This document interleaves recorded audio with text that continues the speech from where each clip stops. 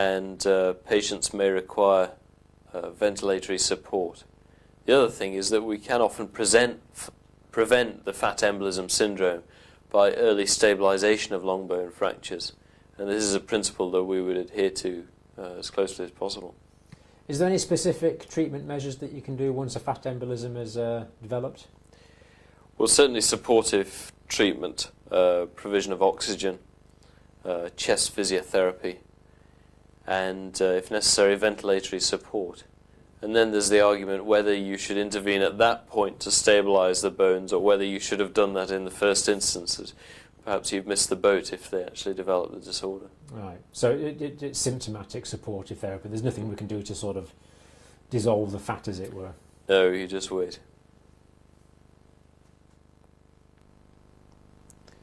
In the diagnosis of fat embolism, we'd like to do blood gases, or pulse oximetry as a first-line check where it's available, and we should do a chest radiograph. As you know, the appearance of the normal chest radiograph is to have dark areas in the lung fields because the X-rays penetrate those areas freely, whereas the heart shadow with the blood contained within it is not well penetrated by the X-rays and shows up white. Now we're going to turn to the picture that's seen in fat embolism syndrome. So here's our patient. He's a young man, and about 30 hours ago he was involved in a road traffic accident in which he fractured both femoral shafts. And he was all right following his admission, but in the last few hours he's become a little bit confused and not quite his normal self. And the measurements of respiratory rate show that his respiratory rate has increased now to 22 breaths in the minute. And so we've taken a chest radiograph, and the appearance is quite different from the normal now. We can see what we refer to as a whiteout in both lungs. He has extensive white shadowing right through the lung fields caused by the showers of fat emboli and the inflammatory response that they evoke in the lung tissue.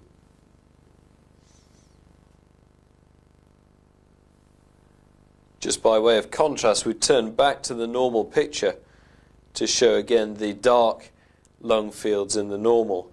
And it's interesting to note that this is the same individual, now taken 3 weeks down the line. He was very ill for a time but responded to the supportive treatment, and his condition has fully resolved and he's made a good recovery.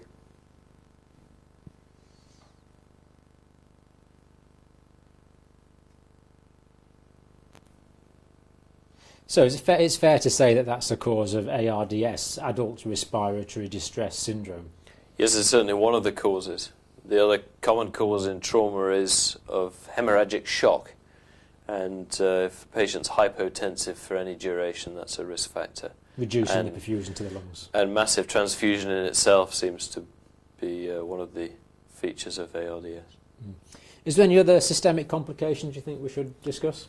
One that I think we ought to mention, which is often forgotten, is the problem of a crush injury, and in particular muscle breakdown and release of myoglobin, which can cause problems to the kidneys, myoglobinuria and acute renal failure. So that's one that we could easily forget. So when a muscle is crushed, that's going to kill muscle cells, release the myoglobin from the muscle cells. The myoglobin is going to be in the circulation. And does it physically clog up the glomeruli? Now you're searching the limits of my knowledge, but we know that it can put people into acute renal failure. But I'm not really qualified to tell you the mechanism of that. All right. So the thing we'd have to watch for... What we would look at is the blood tests and look at the creatinine, the potassium, and possibly the urea, and see whether these are going up. And if necessary, involve our medical colleagues with help in renal support. And presumably the urine volumes will be a simple observation. Yes. Yes.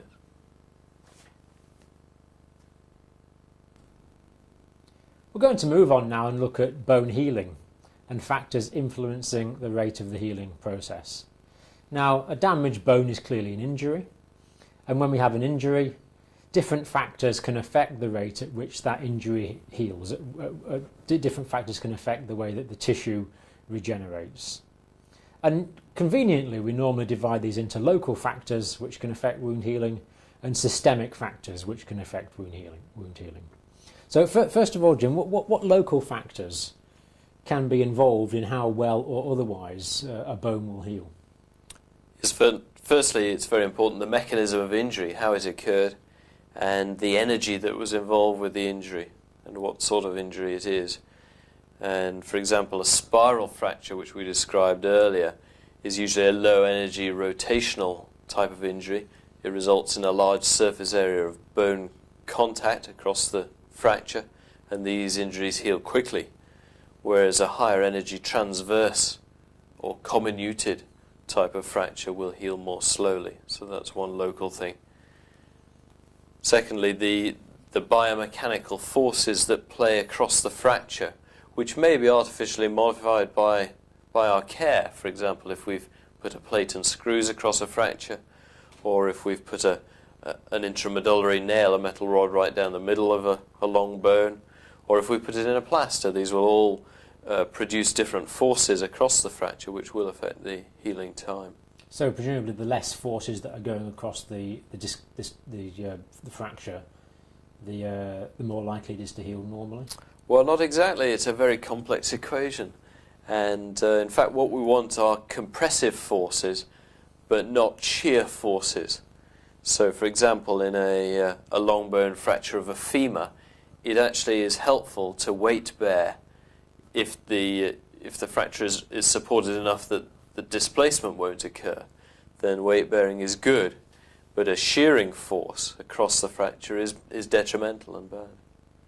Any other local factors you want to mention? Yes, there are. The biology of the situation is very important, and by this in particular I mean blood supply. And that often depends on the muscle that's available, the quality of the skin cover. And so whether it was an open fracture or a closed fracture may be important in that light. So generally closed fractures would heal more quickly than open fractures? By and large, although you can get like an open fracture situation in a degloving of the skin without the skin actually being pierced. So technically it's a closed fracture, but it's one that will heal slowly. Presumably if there is something actually between the broken ends of bone, the bone will be unable to heal through. Yes, we talk about soft tissue interposition, which is the posh name for what you describe. And certainly muscle can get caught between the fracture ends, and periosteum itself can form a layer. This is quite commonly seen in the medial malleolus, and certainly does slow down fracture healing. Although even in these situations, the bone ends can often heal with time. What about systemic factors that can affect wound healing? Yes, the general condition of the patient is important. Age in itself is not necessarily important if health is good, but the cardiorespiratory function is wrapped up in the provision of blood supply and oxygen for healing. That's important. Nutritional status is very important, and there are some factors that slow down healing, and in particular smoking is certainly a risk factor in developing a delayed or a non-union. So healthy, balanced diet, no smoking would be good advice for everyone. Certainly. Now, what about the actual stages in the bone healing process? Could you comment? Yes, on that? I'd like to go through that. Perhaps we could illustrate that with some diagrams.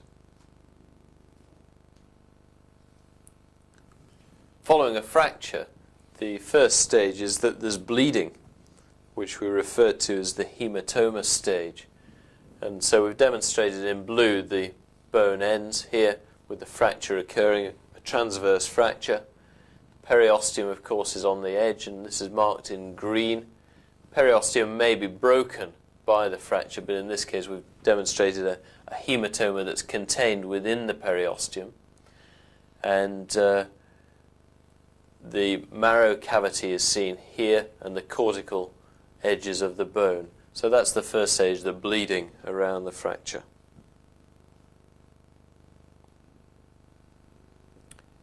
The second stage of fracture healing is cellular proliferation. And what happens after the bleeding is that cytokines and other factors that recruit cells to the area are released, and neutrophils, macrophages, and other cells come to the locality from the circulation, and they can then contribute to the healing response that will ensue. What we see here is that in brown we've now drawn in the subperiosteal cellular proliferation, which is beginning, and there's some proliferation also within the bone ends, so we refer to that as the endosteal cellular proliferation.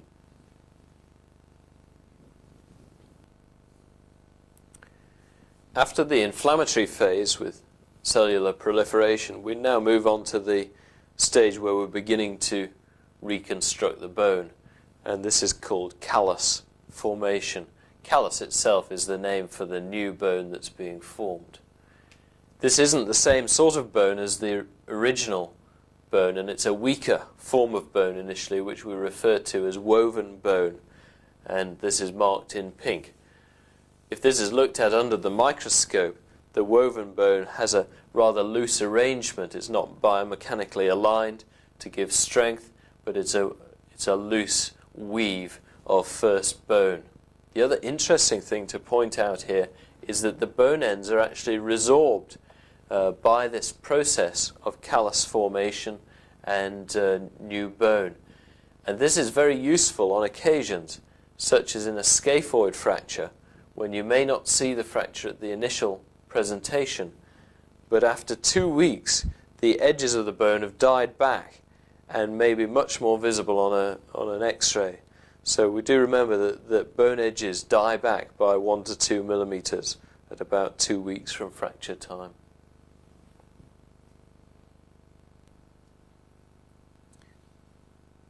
The initial callus is a relatively weak structure, and the next phase is for that to be consolidated.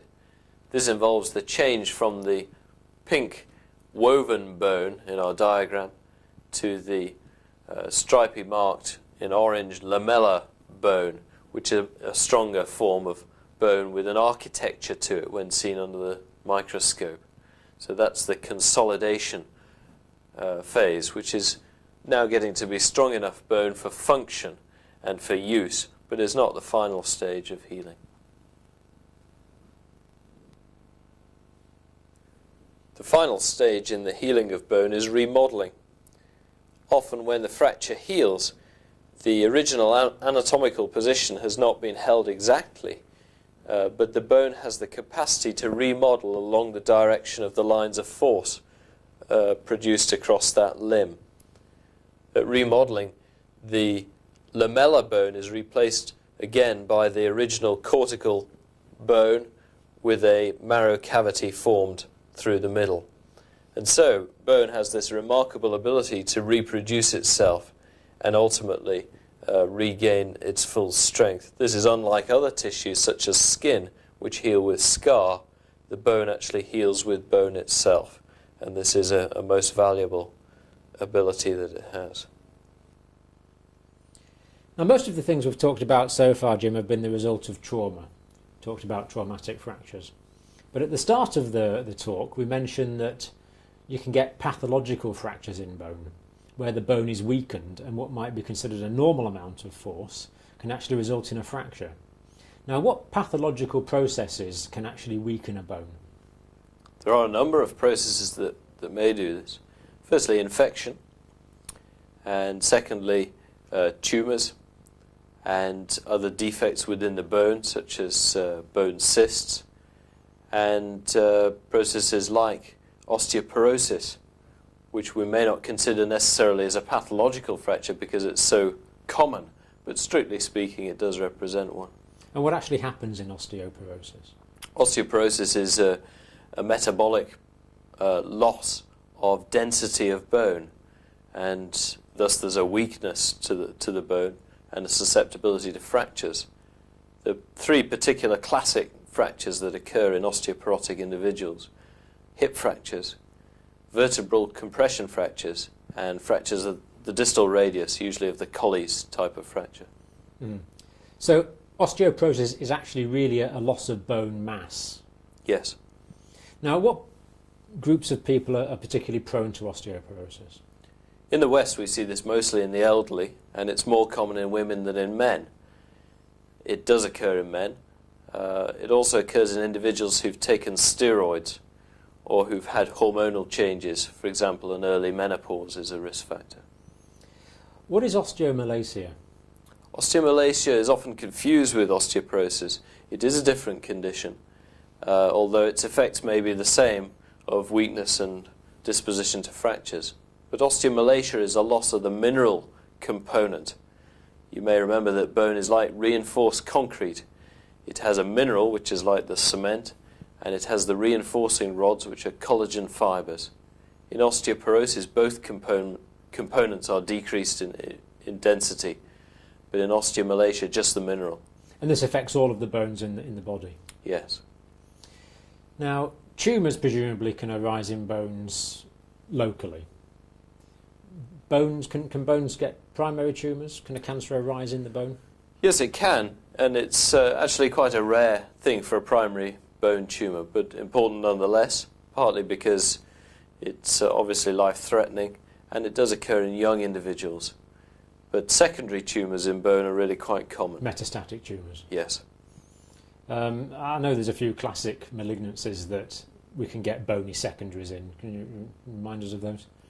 Yeah, there are 5 in particular that we like to think of, and those are the breast, kidney, bronchus, thyroid, and prostate. It's not an exhaustive list, but those are certainly the most common. They're the primary sites where metastatic bone disease is likely to be a problem.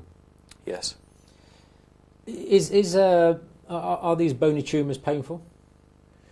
They usually present with pain, and often there's a history that the individual may have fallen over, and that can be a confusing thing. We mustn't mistake that.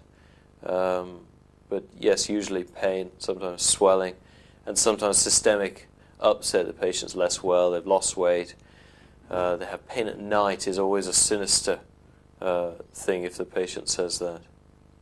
For secondary tumours in the bone? Secondary and primary. And primary. Mm.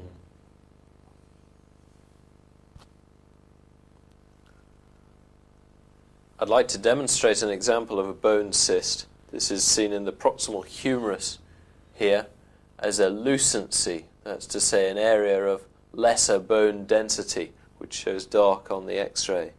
You can see that the outer cortex is quite thin, and in 2 places, in fact, if you look very closely, it seems to be eroded into the lateral cortex.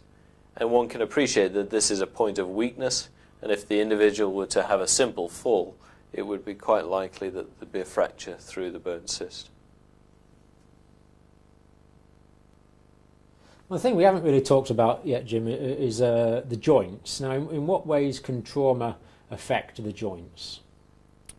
Yes, the fracture itself could extend into the joint, and then we would call it an intra-articular fracture. And this is a very important situation because if that makes a step in the joint surface, if that step remains and is not reduced surgically, then there is a high risk of development of osteoarthritis. And we would call that post-traumatic osteoarthritis. And it's particularly important in weight-bearing joints, that's to say in the lower limb. And presumably if a bone was malaligned, that could result on extreme unusual stresses inside a joint as well, which could lead to joint problems? Yes, that is true. There are a number of examples of that, but if, for example, a tibial fracture heals with an angulation, then that will create an abnormal force across the knee, which may then result in osteoarthritis. And presumably you see quite a few simple dislocations of joints. Yes, a dislocation's a loss of the normal continuity or contact between the 2 components of the joint surface. So it's putting something out of joint, if you like. And I'd like to demonstrate that on the dry bone model here, if we could just show that with a femoral head, which would normally articulate with the acetabulum, that's the cup here of the hip.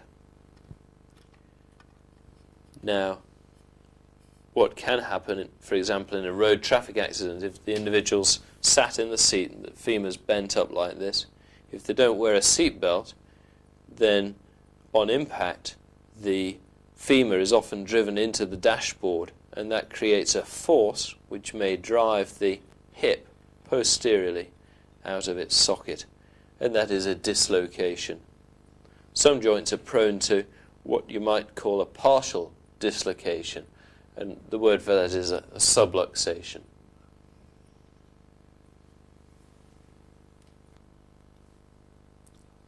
I'd like to demonstrate to you the socket of the hip joint from a sheep, and the socket is lined with a glistening white material with a bluish tinge, which is articular or hyaline cartilage. The surface of it still glistens a little, but if this was a completely fresh specimen, we'd see more glisten from a layer of fluid, which is like an oil for the joints, and that's called the synovial fluid. That's produced by the synovial membrane, which lines the joint capsule, which attaches around the edges of the joint.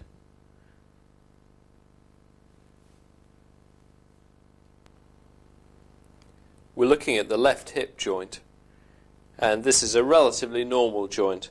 Perhaps that whitening there, which we would refer to as sclerosis, indicates a little bit of early arthritis. But basically there's a well-preserved gap between the edge of the femoral head and the cup. There's a black line there which represents the articular cartilage, and that's representing a fairly normal joint.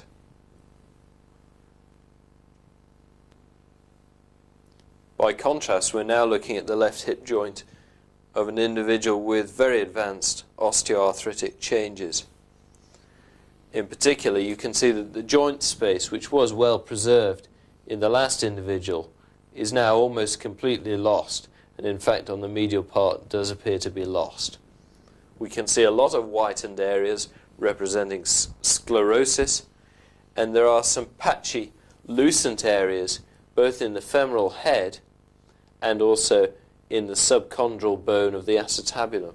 And these are subchondral, that's to say below the cartilage, bone cysts, which are part of the osteoarthritic process. The other component is the formation of lumps of ragged new bone called osteophyte. And one of these has broken off and formed a loose body in the hip joint itself. The causes of osteoarthritis are most commonly, it is just seen in the elderly patients, and it seems to be a general process of wear and tear, and we're not really sure why some individuals are more disposed to it than others.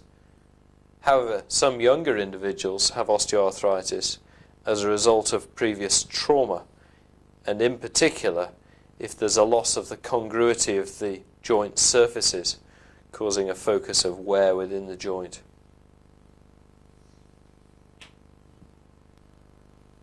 So that was osteoarthritis we were looking at there, Jim. Now, what is the difference between osteoarthritis and rheumatoid arthritis? Yes, osteoarthritis is rather simpler to understand, and that's basically wear and tear, joints wearing out. Rheumatoid arthritis, by contrast, is a systemic process. It affects the whole body, and it's an autoimmune condition which involves the synovium and destruction of the joints. Jim, I'd like to say thanks very much for coming across today, helping us with our thinking on this whole area of bony injuries and joints.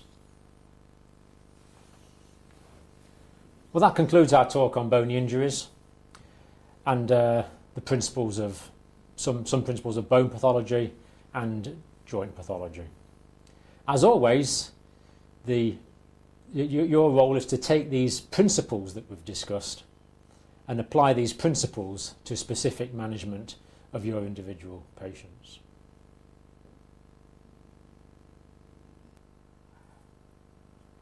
I'd like to do a quick survey of our skeleton and demonstrate some of the important features. We start by looking at the skull itself with the frontal bones and the parietal bones, the temporal bones and the occiput. You can see the zygomatic arch, and here the temporomandibular joint, the joint with the jaw itself, which is a synovial joint. We come down the cervical spine, and then I'd like to look a little bit at the thoracic cage, particularly the upper area with the clavicle, which is an S-shaped bone and articulates with the scapula. The scapula allows a lot of muscular attachments and is the joining point of the very mobile upper limb to the trunk. In fact, the shoulder joint, you can see the socket is very shallow. There's quite a well-formed ball on the humeral head, but the socket is no more than a saucer. And most of the attachment is formed by the muscles around it, which are named the rotator cuff.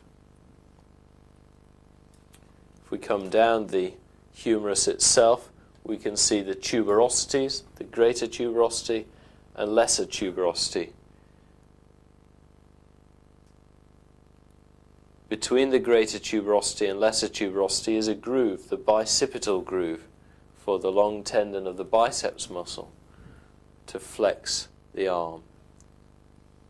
Coming down the humerus, we can also see another groove, which is called the spiral groove, and in that groove runs the radial nerve, radial meaning around, as this nerve runs around the humerus.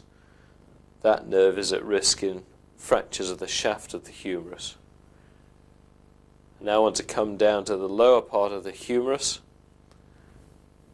and this is the supracondylar area. The condyles form the articulating surface at the end of the humerus, and above it the supracondylar area, which is commonly injured in children. That's an injury which can damage the brachial artery, which lies just in front of that, just coming down here. The elbow itself is a modified hinge joint in which the humerus articulates with the ulna and with the radius by the radial head. The ulna has an olecranon process and a coronoid process, and these have muscle attachments to the triceps muscle and the brachialis muscle. The biceps muscle, which has a strong force in flexing the elbow, attaches onto the radius at the bicipital tuberosity, and in so doing it brings the arm into supination so that the hand is turned towards the ceiling. We'll move down the shaft of the ulnar and radius to look at the wrist, and you can see the distal end of the radius with the point forming the radial styloid. The distal end of the ulnar is called the ulnar head, and we can turn the hand over to see the ulnar head with the ulnar styloid. The bones of the wrist are referred to as the carpus or carpal bones, and each one is named separately. And then we come into the hand, where we have the